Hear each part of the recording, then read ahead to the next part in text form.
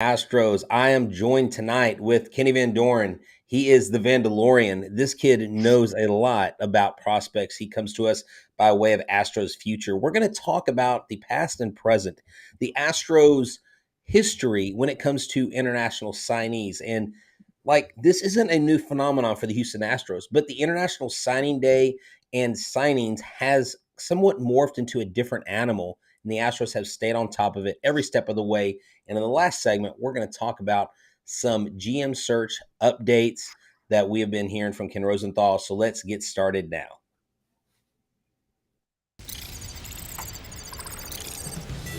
Alvarez, it's a high drive, center field. Veer leans back. This game is turned upside down. There's the runner, fly ball down the right field line. Tucker comes on. Kyle Tucker. This time they finish the job. Hello and welcome to Htown Astros, your daily Astros podcast. Here are your hosts, Eric the Man Heisman and Brett Htown Wheelhouse Chansey.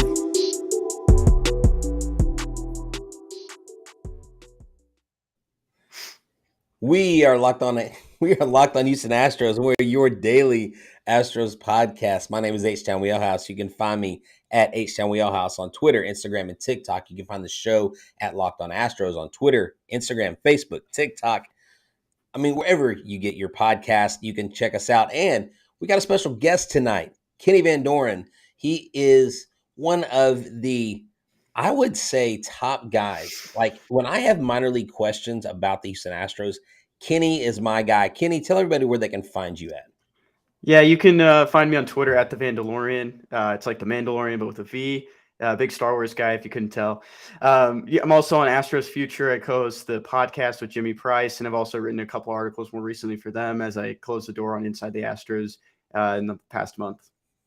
Yeah, well, I'll tell you this. We are not going to miss a whole lot of details, unlike the Cowboys field goal kicker. Apparently, he's missed a third extra point right before we got on. Producer Mark let us know.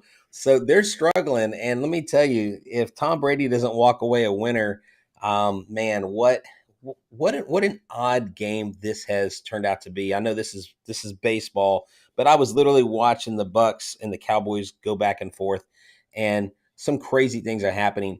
That makes me get excited about playoff baseball. But really what I love the most about covering this team, Kenny, is you can look right now at the current team and you can see a foreseeable championship run in the next few years, just like we've seen the last 6. But you look in the past, and a lot of people don't like to look backwards, but the Astros, it's not all bad. And until I started looking into it, I didn't realize that international signings have been a part of what this club has been doing for a long time. And I'm just going to spout off this top 5. Brian McTaggart wrote this article, and I believe it was back in 2021. He had his top 5 all time: Jose Altuve, Bobby Abreu, Cesar Cedeno, Johan Santana, and Terry Poole. Terry Poole, an international signee. Kenny, how has the international signing changed in the game over the years? Yeah, it's kind of crazy to see Terry Poole's name on there. He's Canadian, and in today's world, he can get drafted. He can get drafted in the first-year player draft in July. It's just funny to see his name there now. You look at other guys like Jose Altuve is going to be up there. Bobby Abreu, I know they lost him, I think, in an expansion draft in the 90s. It was before my time, but it's just, some good names on there. Cesar Cedeno is an Astros Hall of Famer, and Johan Santana was a Rule 5 pick. Like, he ended up being on Hall of Fame ballots by the end of his career. So it's a good list there. But it's just, I think in the last couple of years, you've seen a lot of teams just hit the market harder. In the past year, I think the Cleveland Guardians have been on a roll. The Miami Marlins, who took a scout away from the Astros recently, and they made them they promoted him to their international scouting director. They went in this, this signing period. I think there was 20 guys in a photo I saw. So, they're not throwing $2 million, $1.5 million at some of these players. They're going after more of a quantity, get some guys that have tools and just develop what they can in them. And I think that's really what's going to, boost the Marlins and both the Guardians systems in these next couple of years, because I think they hit the market harder than anyone else. No, yeah, they did. And One of the quick questions Jay, throws up here. He says, "Does Yuli count as an international signing?" Yes, and we're going to talk about that in the second part of this first segment. But Jose Altuve, let me remind some people, he was a Venezuelan second baseman in the 16 and under national team. Okay, they sent Omar Lopez, familiar name, Omar Lopez, the first base coach of the Houston Astros, to watch another player named Angel Nieves, but Lopez couldn't take his eye off of this little guy. It's funny.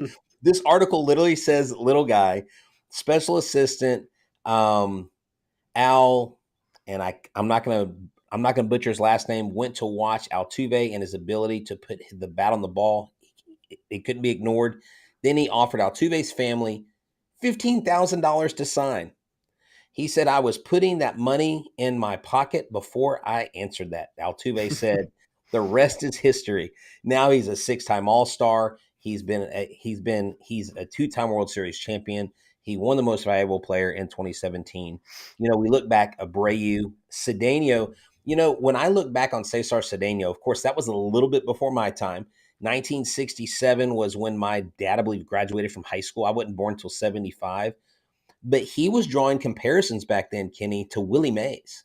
And so even back then, international signings and international signees were drawing comparisons to the guys that they idolized.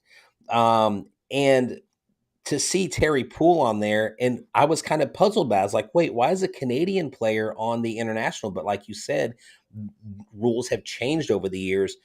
But Terry Poole won an MVP award in the national tournament, and that kind of drew people towards him. They said they were enamored by his left-handed swing, and really, probably one of the best Astros to ever put on a uniform. That he doesn't really get talked about a lot. He doesn't get the Bagwell, the Durker, the BGO, the Ryan, the Scott press, but Terry Poole really was just one of those guys that just, I think, knocked it out of the park.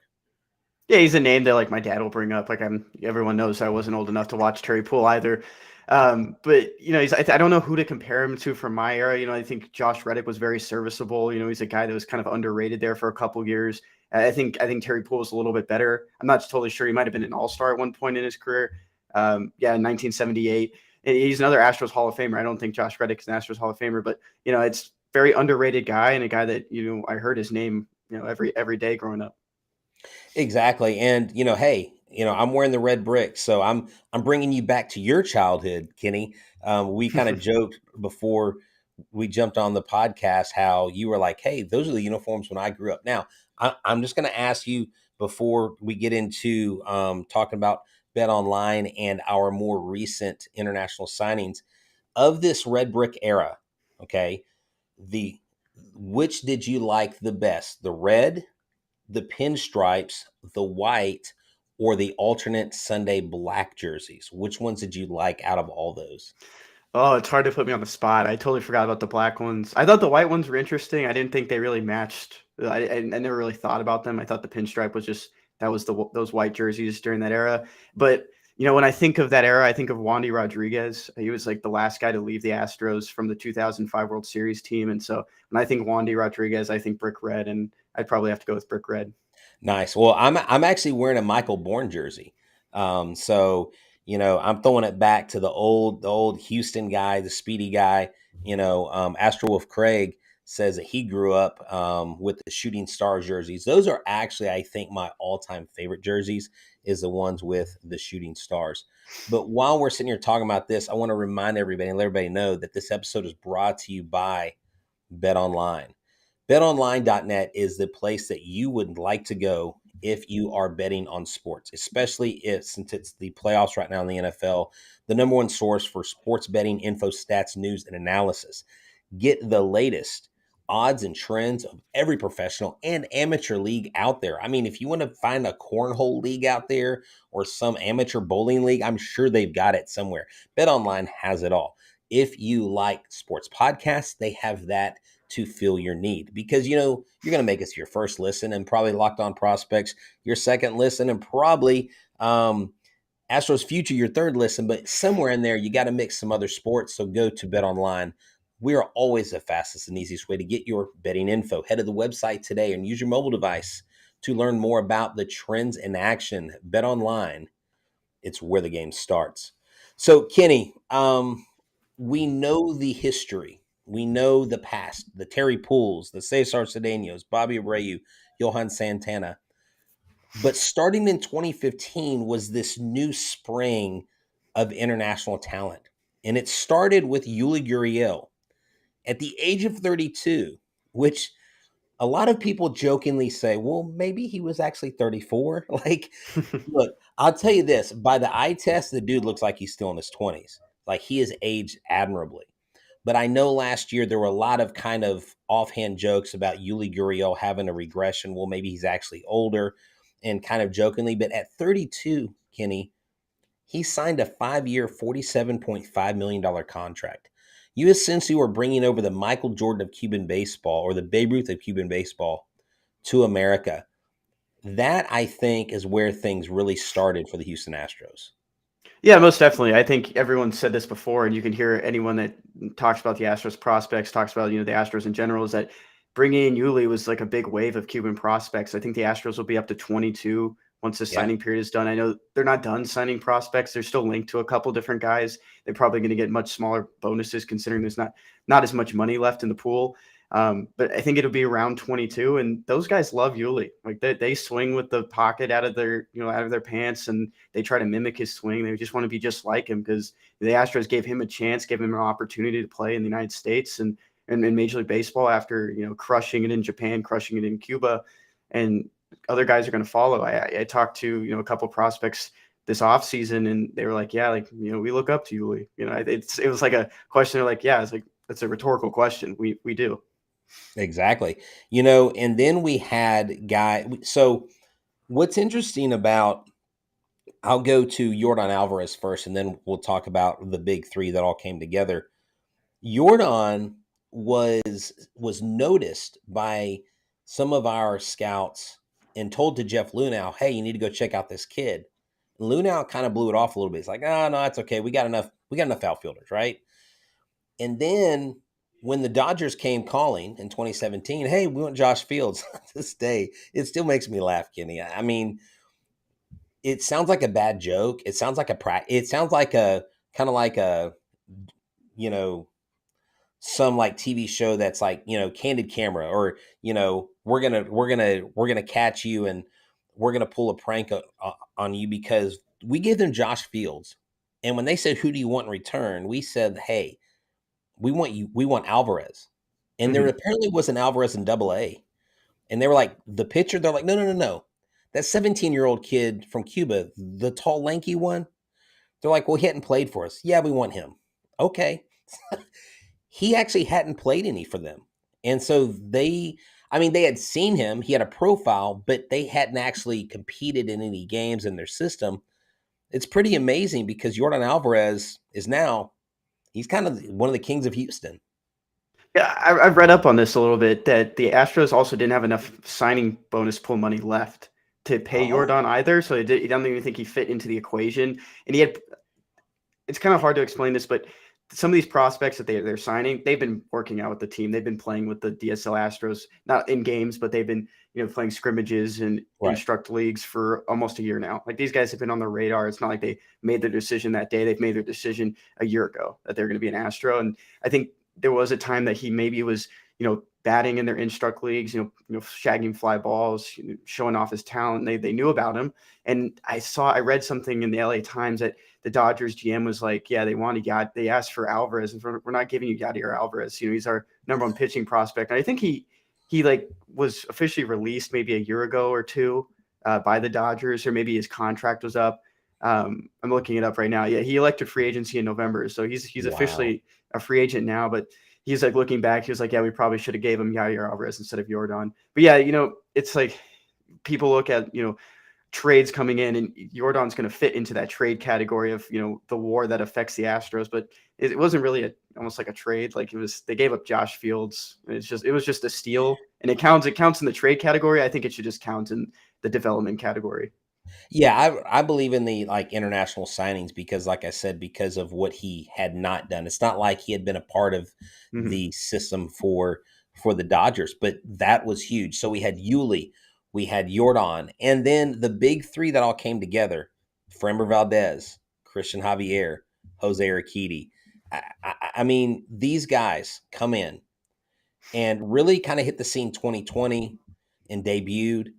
And it was almost like the people not being in the stands was probably a blessing for these guys, right? There wasn't a whole lot of pressure. You don't have the crowd noise. You Mhm. don't have this adrenaline up and down.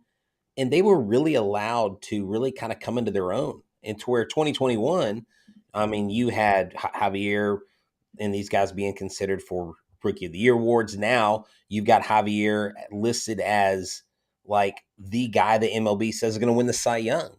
And I mean, I don't know if you've seen Framber Valdez's Instagram, but the dude's working out like he's trying out for linebacker for the Houston Texans. I mean, what?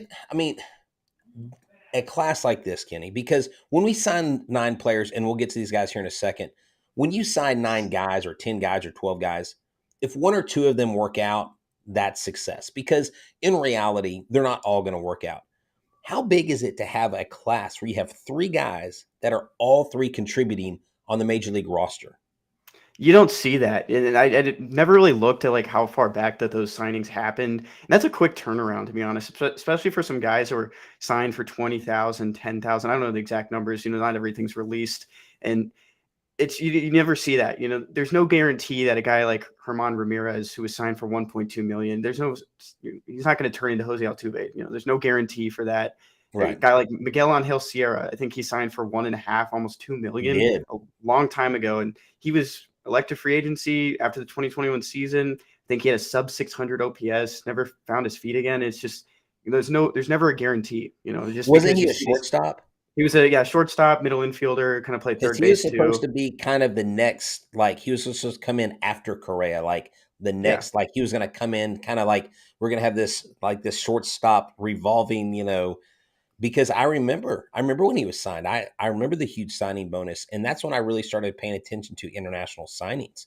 And that's what makes these signings of Alvarez, Altuve, of Javier Valdez, and Urquidy even more special, Kenny, because sometimes it's not the guy that you pay all the money to. Sometimes it's the guy that you just give an opportunity to. When we talk to Elvis or when we talk to, Rafael Pena, or we talk to any of the minor leaguers as you have, a lot of these guys in the Astros organization, they weren't the big, massive headline guys for the most part, outside of our top picks, obviously, but they just needed a chance. And the Astros seem to have the perfect development system to give you the right chance. Most certainly, and it's not like they're just trying to win games in the Dominican Republic. I said to him one time, I was like, congrats, like you won a World Series because you're a part of the organization. You're a reason this team is succeeding. I said that to a coach once, and I was like, maybe you guys will win a championship next year. It's like we don't care about that. It's cool to win games, but their main priority is just developing players and pushing players as quickly as they can up. They're not going to like force a guy to be promoted, but they're going to get guys ready. We can talk about some guys later like Luis Baez and Kenny Gomez, 2 guys that I think that might be ready for the Florida Complex League. I know they're 19, 18 years old, but as they get they'll just get pushed up, and these coaches, that's all they care about is development. It's not about the wins and losses. It's about getting these guys ready for the pros. Exactly. And basically you'll to mention in that group Jose Fleury, who Elvis shared with me with like 38 innings pitched, 140, or I'm sorry, 1.42 ERA, 60 strikeouts and only 4 walks. Then you've got Sandro Gaston, who they call El Tanque. You also have, I believe, um, the younger brother of Jainer Diaz is down there. I mean, these are names that we may see, but I think of the three names that I'm hearing out of this class, is you have Camilo Diaz, who signed the highest signing bonus at 2.25 million. Then Esmael Valencia, this kid's impressive. He's only 5'10", but he's super impressive. And then Hermain Ramirez as well. Hermain Ramirez, like when you look at these guys, they have middle of the order potential, top of the order potential. They just need some polishing. They're really young, 16, 17 years old. Um, Are these three names that you're going to be keeping an eye on? Yeah, most definitely. I'm probably going to watch, everybody. I'm not going to be able to watch these guys, but I'll keep up with their stats. And, these are the guys like Kenny Gomez, Luis Baez. And I think this class is just like one step higher than the class last year. The class last year is pretty deep. They didn't get a lot of, large signing bonus guys. Like I said, I think Kenny Gomez, Luis Baez were the only ones who were pushing $1 million, maybe $1.5 million. But these three guys, 1.2 million for Herman and 2.25 for Camilla. Those are big deals. Those guys were heavily sought out. We don't see really who else is, trying to go after these guys when they're a little bit younger, just, getting started and getting on the professional, in the eyes of a lot of these professional scouts. But, a guy like Herman Ramirez is probably like my favorite out of the three, just some connections with him as well. But he's not done growing. And that's something I do like about some of these prospects is that they're not done developing. They're going to get bigger. And the one thing that I liked about Baseball America, they said about Herman is, he's a shortstop now, but his size could probably push him to third base. His arm's going to get stronger, maybe even push him to a right fielder. And I've heard that from a lot of the people in the Astros system, like Christian Gonzalez, who's a shortstop in high A. He's thought about like probably the best infielding prospect in the system. Wow. But there's potential he could be a right fielder just because he's getting bigger and his arm's getting stronger. That he can make that throw to third base, he can make that throw home. And I think that's something that probably will push Herman Ramirez as he develops and pushes through the system. So these are kids. I know they're younger than the ones we drafted right now, but we have got some amazing talent that we just drafted this last year. Gilbert, Melton, is it Clifton? Clifford, I'm sorry. I keep wanting to call him Clifton. Clifford, those three I know, they are looking at making impacts. And hey, I'm glad to have you on back again to talk about the current minor leaguers. Joey Luperfido, I think you had even said that you wouldn't be surprised if he ended up AAA Sugarland this year. But when I was reading up on Herman Ramirez, and it said that I believe it said he had a set. Who is it that had a? No, I'm sorry. Esmo Valencia. I had read a report that he was a 70 grade arm. That was a 2-year-old report, and Elvis Rodriguez he corrected a friend of mine and said, "Hey, let Brett know he's stronger now. He was a 70 2 years ago." I mean, this kid is only 17. Do these signings put any pressure on the guys that are in the upper levels of minor leagues, or is there such a gap or a chasm right now that it's just, okay, they're signing guys, I'm going to do my thing? There's such a gap. Like, I don't think anyone like Colin Barber or even some of these guys who were drafted this year are even worried about it. Some of those guys in high A and single A, these are still kids. We both have talked to coaches there, and they have to realize, like, we still have to be like a father figure to some of these guys because they're coming straight from their family. They're still a little immature. They don't know how to live on their own really yet. 16, 17-year-olds are probably the youngest that you'll see coming into the system. And, I believe in the staff. We've seen these coaches, turn out some good products, and I don't think anyone's really worried. And I was told by a source of one of the coaches, that all these guys are going to start in the Dominican Republic. I don't think anyone's ready to make that jump to the Florida complex. Like, I thought someone like Esmil Valencia maybe could, maybe not playing a lot of games, but really get around some of those coaches and, get his hitting up. But he's still 17. Like, it's a tough thing to see that he'd get up there. But I wouldn't worry about it. But one thing I want to point out about Esmil is I think he's like a younger Pedro Leon. I think that arm really kind of shows that kind of talent that Pedro Leon had coming out of Cuba and into that 2021 signing period. And Michael Schwab kind of pointed that out to me. I was watching some of these videos, and there were some old videos, but the kid's got a cannon. And I think he's the future center fielder in the system. Yeah, he does. And one of the things I'll mention right before we talk about Built Bar is, number one, Elvis did say about his hitting that he is not a natural hitter. So he has to work a little bit harder than other guys. But we know that his defensive tools are there for sure. And Elvis did say, because we asked him, like, are these guys going to end up being major league players? And he said, look, all I can tell you is I've seen these guys scrimmage against, and I think it was the Dodgers. He said we beat them 18-0 in a 6-inning game. Now, I'm not saying that they're all going to be major leaguers, but this is a pretty powerful bunch. And that makes me think of power, makes me think of, and Kenny, you may want to listen to this, because Built Bar, you don't just have to go to built.com and order a box and wait for it. If there's a Walmart or a Sam's close by, you can go grab a Built Bar. Built Bars are delicious. They are a treat. And if you don't want all the fat, all the calories, but you want chocolate and you like candy bars, then go get a Built Bar. Why? Because it's like having a candy bar, but it's not. And they have flavors like churro, peanut butter brownie, coconut almond. I know I don't need to say anymore, but I need to make sure that you understand the amazing macros. 130 calories, 4 grams of sugar, with a whopping 17 grams of protein. I mean, that would be like taking what the Astros were this last year and put it in a candy bar and selling it to people for almost nothing. So go to Sam's or Walmart today. You don't have to wait. Now you can go to built.com if you would like and order a box. That's fine.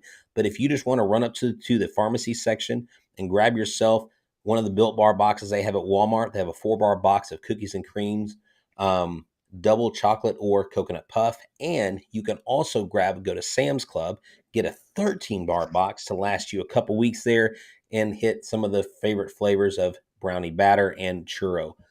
Trust me, Built Bar is the best bar in the biz. You'll thank me later for it. So thank y'all for tuning in. I've got Kenny Van Doren with us. And listen, when you are listening to Locked On Astros, making us your first listen, make sure you make Locked On MLB Prospects your second listen with Lindsey Crosby. He is the minor league baseball encyclopedia. He'll have you covered, and you can get his podcast wherever your podcasts are available and on YouTube. And hey, Kenny Van Doren is also a part. They have a really good podcast, and you guys snag a lot of these guys on it recently. You've had guys on your podcast, I believe. Did you have David Hensley recently? No, but he's on the list. But Okay. We got JP France. Okay. Yeah, you had JP France, and you had a couple others recently that I was Justin Dearden, yeah. Okay, there you go. Okay. So I don't know why I automatically, maybe it's because I saw David Hensley on all this stuff on Twitter, and I was thinking, anyways. Mhm. But you guys talk to the minor leaguers. You guys are embedded with the minor leagues, and Astros Future is a great website. Kenny writes some amazing articles there. So we talked about this international signings, about the history, and hey, there's my mom. She's in here. Judy, what's up? She's watching. She watches the show every night. Ken Rosenthal came out today with an article from The Athletic, which is still funny to me that they don't have an Astros writer still. I don't know why. I don't think they're going to have one for a while, too. It seems like they're compressing instead of expanding. True. I think that's a good assessment. See, this is why we bring you on, because you see from much younger eyes and have a much sharper brain than me at times. But look, the Astros, everybody's been wondering, who are they going to sign as a general manager? It's been a concern and a worry. I for one haven't been super concerned about it, but 3 names that he brought out today: former Marlins president of baseball operations Michael Hill, Atlanta Braves vice president of scouting Dana Brown, who was overseeing the draft of outfielder Michael Harris II, Vaughn Grisham, and right-hander Spencer Strider, since joining the team from Toronto 2019. Also, a little fact, Call Me Nash, or at Astros and to free, I think that's how you say it. He said Dana Brown played at Seton Hall with Craig Biggio. So there you go. You got some Astros ties. And then former San Francisco Giants general manager Bobby Evans will also be interviewed with the Astros before Crane's hiring of Click back in 2020. So there's some interesting names out there. Of these names, do any of these names excite you? Do you think they're possibility? Do you think they pause and wait until next year till the gentleman up in Milwaukee is available, and his name randomly escapes me? David Stearns. Yeah, thank you, David Stearns. I could not remember his name to save my life. Thank you. So, Kenny, what do you think about these names? What do you think about David Stearns? Where are they going? Yeah, I think in a perfect world, he got David Stearns from the Brewers. He was he stepped down from his position. It looked like, he has one more year in his contract. Maybe there's some buyout. Maybe he gets out of it, ends up in Houston again, back with, Jim Crane.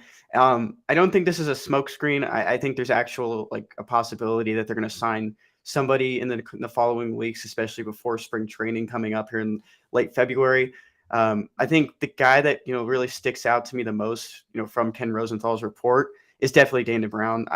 that connection with Craig Biggio is cool and all, but someone tied to the Braves is a big deal. And that's a guy who's not only going to help you in scouting and signing, but also he's going to save you money. Like, I think the Braves, have done a good job in roster construction in the last 10 years.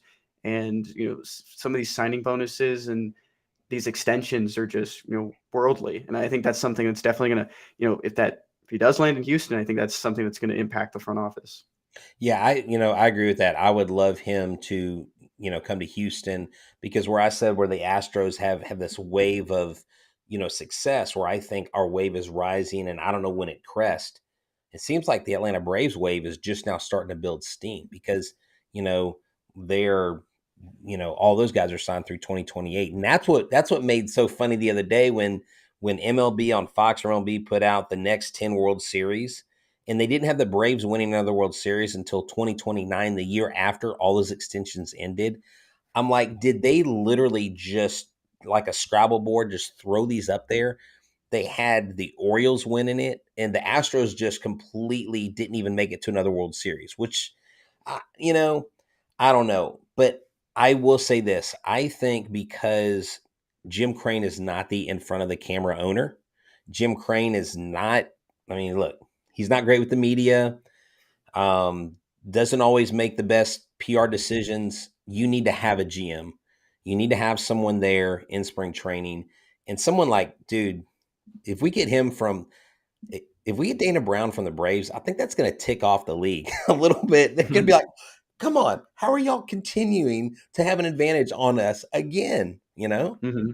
And that's funny because, like, you see some of these minor league coaches, some of these coaches in the Astro staff get signed away by other teams, and everyone's like, oh my god, like, we're going to be good now. Like, I believe it. I know some of these guys pretty well, and I know the players rave about them, and they got good coaches there. And you see this all the time. Like, the Astros can't promote them because there's no space, and so another team just takes them. And I think that's like the Astros mind and development process is getting instilled in some of these other organizations. Yeah, and that's where I think it was really cool for Strom to step down and walk away the way he did, and basically said, look, if I didn't leave, Murphy and Miller would be gone. Mm-hmm. Like, they would have been poached, and I want them to stay here. So he had enough respect for the organization. And he was cheering for the Astros in the World Series. He was cheering for them. I know George Springer was. I told this story a few weeks ago. I had a friend of mine who was actually watching Game 2 of the World Series with George Springer. He is friends with one of his trainers, and they were watching Game 2 of the World Series together with. And he said Springer was, not only was he calling every pitch, he knew what every pitch was going to happen. He's like, this is going to be a fastball. He's going to throw this. He's going to do this. But he said George was genuinely excited when they won that game too. Like, he was so pumped for his guys. Like, man, I really hope they win it all, because, he still has that lingering tie that is always going to kind of pull at him.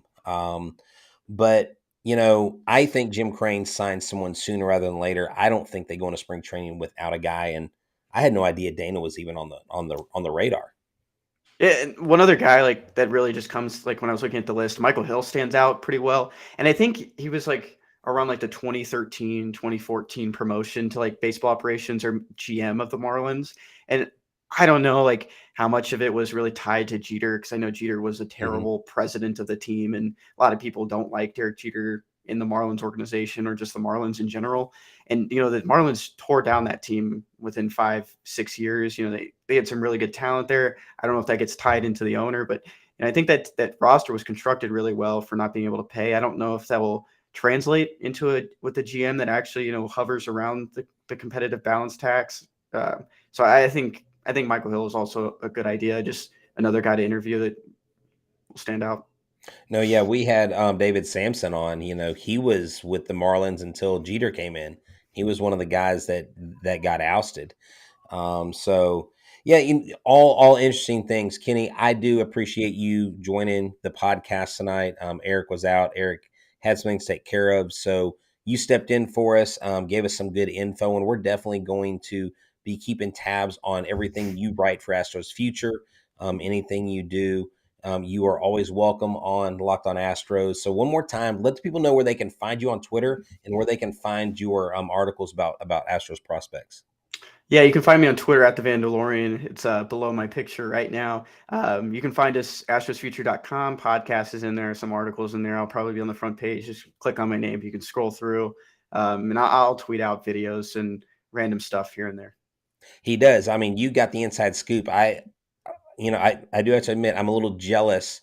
I'm like, where does he get these things? And so, it's awesome to have you, join us, and we look forward to another great season, and continued success there with writing, and up there at school. And when you become big and famous, don't forget that you were a guest on our podcast, and just throw us a bone every once in a while. But hey, Kenny, for myself, for producer Mark, here at Locked On Astros, Eric Man Heisman, we're going to call it a night. We're going to go try to see if we can watch the Cowboys not win a game. No offense to Cowboys fans, but this is Htown, baby, and this is the Houston Astros. Remember, we're your team every day. Go Stros.